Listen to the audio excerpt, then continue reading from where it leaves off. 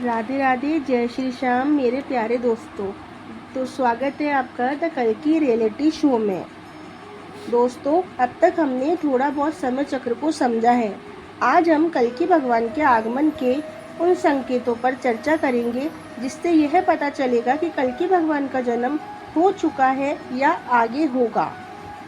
तो दोस्तों, हमारे पुराणों के अंदर विशेषकर श्रीमद् भागवत और कल्कि पुराण में कलयुग के अंत और भगवान कल्कि के बारे में ऐसी चौंकाने वाली बातें लिखी हुई हैं जो आज के दौर में बिल्कुल सच दिखाई देती हैं।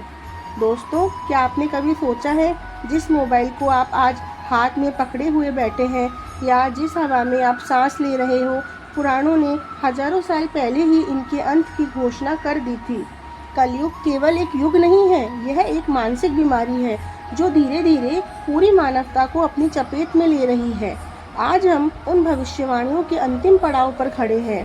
हमारे पुराणों के अनुसार कलयुग के खौफनाक संकेत दिए गए हैं।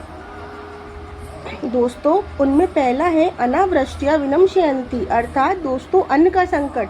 कलयुग के अंत में कलयुग के अंत में अनाज पैदा होना बंद हो जाएगा। लोग कंदमूल और मांसाहार पर निर्भर हो जाएंगे। आज ग्लोबल वार्मिंग और घटती खेती इसी ओर इशारा कर रही है।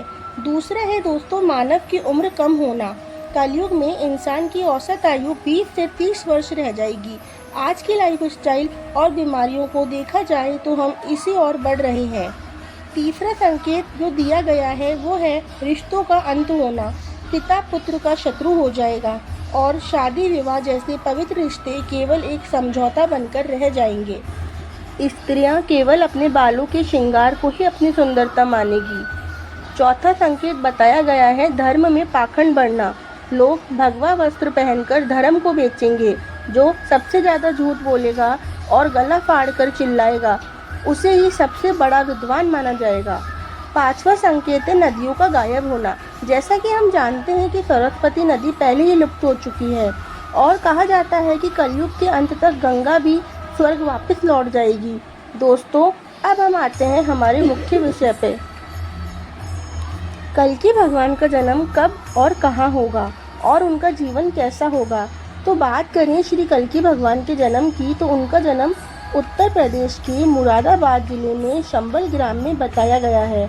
इस शंबल ग्राम को लेकर कई लोगों में भ्रम फैला हुआ है, इसलिए कई विद्वान इस शंबल ग्राम को एक गुप्त या काल्पनिक स्थान मानते हैं, जबकि शास्त्रों में इसका स्पष्ट वर्णन है। तो दोस्तों, मैं आपको वही बताने जा रही हूँ। श्रीमद् भागवत में 12वें स्कंद में दूसरे अध्याय के 18वें श्लोक में साफ लिखा है, शंबल ग्राम मुख्यस्य ब्राह्मणस्य महात्मने भवने विष्णु यशस्सः कल्कि प्रादुर्भविष्यति। अर्थात शंबल ग्राम के मुख्य ब्राह्मण महात्मा विष्णु यश के घर में भगवान श्री कल्कि का प्राकट्य होगा। यहाँ शंबल शब्द का सीधा प्रयोग हुआ है जो आज के उत्तर प्रदेश के शंबल जिले से जोड़ा जाता है। पुराणों में शंबल ग्राम की जो भौगोलिक स्थिति बताई गई है वह उत्तर भारत के गंगा मैदानी इलाकों से मिलती जुलती है। ऐतिहासिक दस्तावेजों में आज के शंबल का प्राचीन नाम शंबल ही मिलता है। मध्यकालीन इतिहास में भी इसे इसी नाम से पुकारा गया है। स्कंद पुराण के मानस खंड में भी इस क्षेत्र का जिक्र मिलता है। आज के शंबल में एक बहुत प्राचीन मंदिर है जिसे प्राचीन श्री कल्कि विष्णु मंदिर कहा जाता है कि इस मंदिर का पुनः निर्माण 18वीं शताब्दी में अहिल्याबाई होलकर ने भी करवाया था। स्थानीय मान्यताओं के अनुसार यह मंदिर सदियों से उसी स्थान पर खड़ा है जहां भगवान के अवतार लेने की भविष्यवाणी की गई है।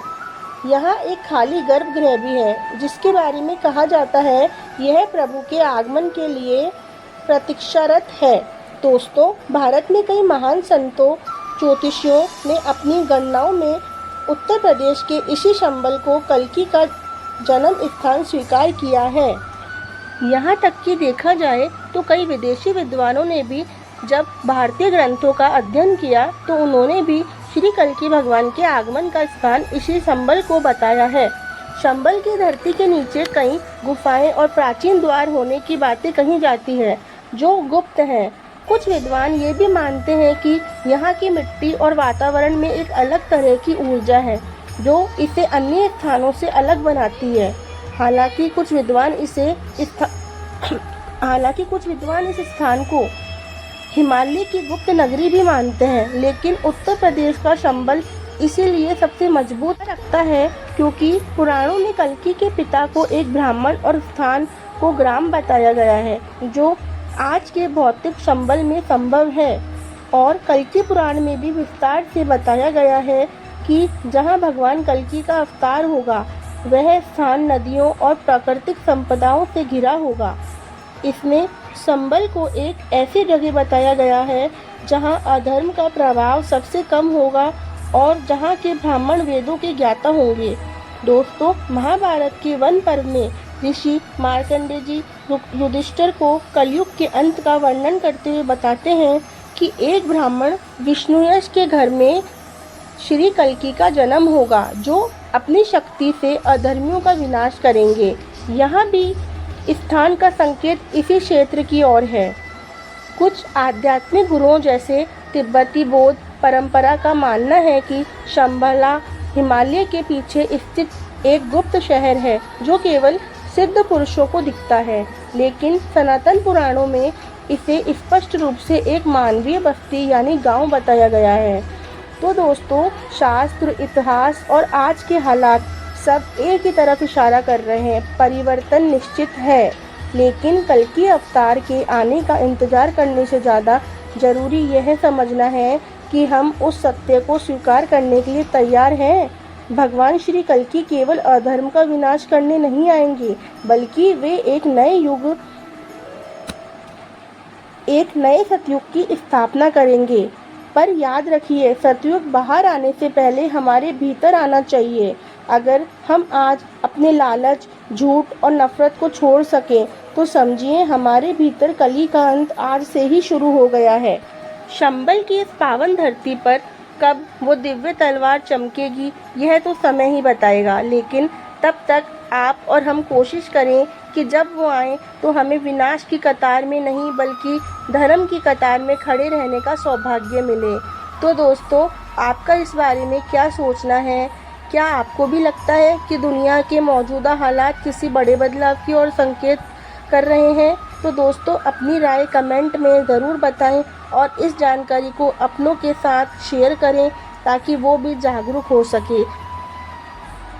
तो दोस्तों, आज का वीडियो लंबा हो जाएगा, तो इसलिए हम कल्कि भगवान के जीवन के बारे में अगले वीडियो में चर्चा करेंगे। इसी के साथ जय श्री श्याम, राधे राधे, सत्य की जय हो।